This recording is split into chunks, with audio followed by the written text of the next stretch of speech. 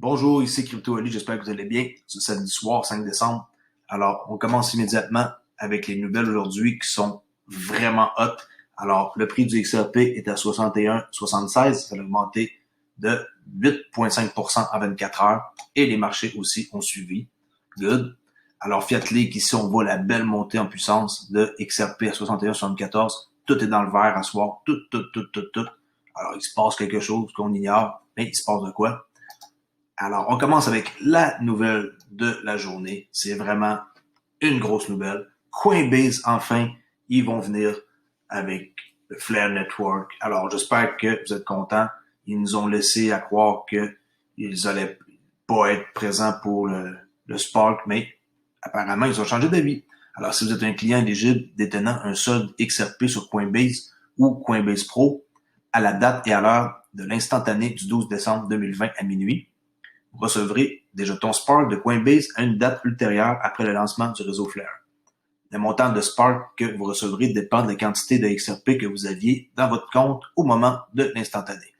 Good. Alors, je ne serai pas obligé de changer mes XRP puis de les envoyer ailleurs. Alors, je vais pas les laisser chez Coinbase parce que j'en ai un peu là-bas pour le prochain bull run.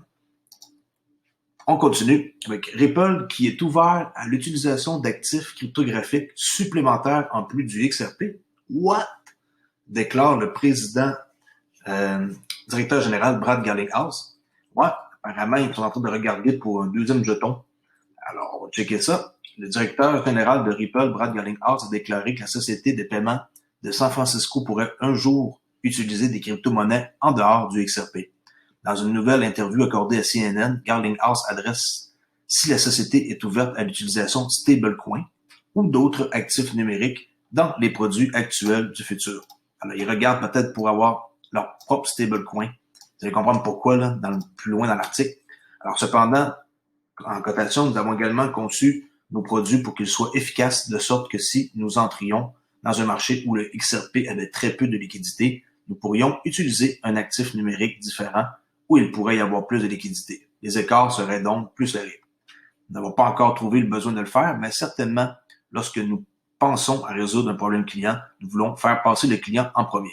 Si nous découvrions qu'il y avait un marché quelque part dans le monde où l'efficacité entre le XRP et cette monnaie fiduciaire n'était pas étroite, nous pourrions envisager d'utiliser un autre actif numérique. En gros, c'est que où est-ce que le XRP est moins populaire, ils vont peut-être créer leur propre stablecoin et le backer sur des endroits où ce que le XRP il peut échanger. Alors, les gens ils pourraient échanger comme du XRP contre un stablecoin ou stablecoin contre XRP, là, vice-versa. Un peu comme Paxo, Tether, USDC. Là. Ça permet d'avoir une grosse liquidité et eux, ils feraient en sorte que leur XRP monte en force. T'sais. C'est ça l'idée derrière l'affaire. Ensuite, une société de capital intellectuel appelle XRP l'un des actifs les plus intrigants de la crypto. C'est une nouvelle qui est sortie hier, ça. La société de gestion de risque cotée en bourse FRMO Corporation plaide en faveur du XRP. Dans sa dernière lettre aux actionnaires, la société décrit sa position haussière sur les marchés de la cryptographie et décrit spécifiquement le XRP comme un actif numérique unique en raison du fait qu'il n'est pas miné et qu'il est de nature déflationniste. Le XRP lui-même est l'une des devises les plus intrigantes, car il est explicitement déflationniste. Il a un coût modeste pour les transactions en XRP, qui n'est en fait payé à aucun intermédiaire. Il n'y a personne qui profite de ça. Là. Les frais qui représentent une très petite fraction d'une unité de XRP et qui sont utilisés pour protéger le réseau sont simplement détruits. Ceux qui ne savaient pas, là, c'est détruit. Là. À chaque transaction de XRP, il y en a moins. Par conséquent, le nombre d'unités d'XRP diminue constamment. XRP a une offre totale de 100 milliards de pièces et à chaque fois qu'une transaction XRP est envoyée, 0,00001 XRP est brûlé. Okay? 0 et après le 0, il y a 4 zéros. Pour le retenir, là, c'est toujours 4 zéros après avec le chiffre 1. C'est ça que ça prend pour faire une transaction pour brûler le fameux gaz là, qu'on appelle. Là. Bon. Spark Token, ici, qui va s'en aller avec le réseau Flare ici au Japon avec 12 opérateurs. C'est une nouvelle ça, qui était que j'ai pris de Crypto Airy, là, que j'ai vu. Je trouve ça passionnant de voir ça. Il y a un accord de base avec le réseau Flare qui a été fait pour planifier la subvention des jetons Spark aux détenteurs de Ripple. Et qui va être ces 12 entreprises nationales au Japon?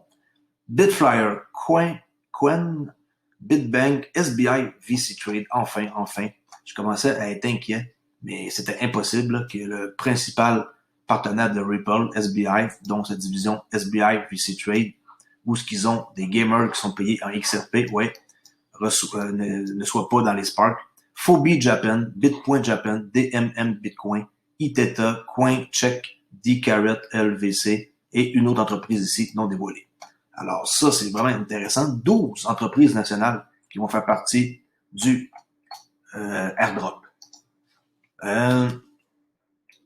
Ensuite, Monetap, basé sur Ripple à bord de la banque Ozaki Kiroritsu.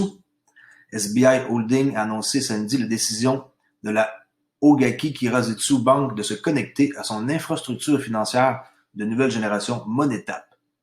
La banque a travaillé pour la commodité de ses utilisateurs et a ouvert des magasins ouverts 24/24, des magasins avec des services au volant et même des magasins mobiles ont pris la décision d'autoriser les transactions orientées utilisateurs. SBI Holding a noté que la connexion était une authentification multifactorielle, ça c'est ça qui est le plus safe, des ID, mot de passe, authentification mémoire, plus authentification SMS aux terminaux mobiles enregistrés au début de la liaison de compte et qui offrait une sécurité suffisante. Monetap qui permettra aux utilisateurs de la banque de transférer de l'argent entre particuliers et connectera son infrastructure système aux institutions financières nationales étrangères. Monetap, une application en passant le transfert d'argent blockchain axé sur les consommateurs, a été créé par SBI Holding et Ripple. Au cas où vous ne le saviez pas, Monetap, c'est un client de Ripple. Et Ripple, c'est un client de SBI Holding, qui détient des parts de Monetap. Dans le cadre d'un effort conjoint du partenariat SBI-Ripple-Asie. C'est ça l'entente.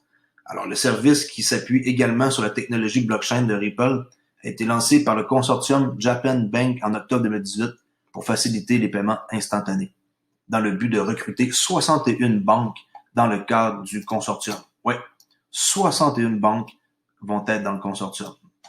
Bien qu'il y ait eu quelques obstacles à l'inscription des banques à Monetap, Ripple et SBI n'ont pas perdu espoir, mais ont marché vers l'objectif. Ripple Lab, Inc. a également annoncé un investissement dans Monetap en octobre dernier. Même si la nature de l'investissement n'a pas été rendue publique, cela aidera Monetap à développer de nouvelles fonctions et services. Alors, c'est de la grosse nouvelle aujourd'hui. Je suis rendu à 8 minutes. Il me reste un peu de temps pour parler de d'autres nouvelles que j'avais prévues, là. Il m'en reste une encore sur XRP.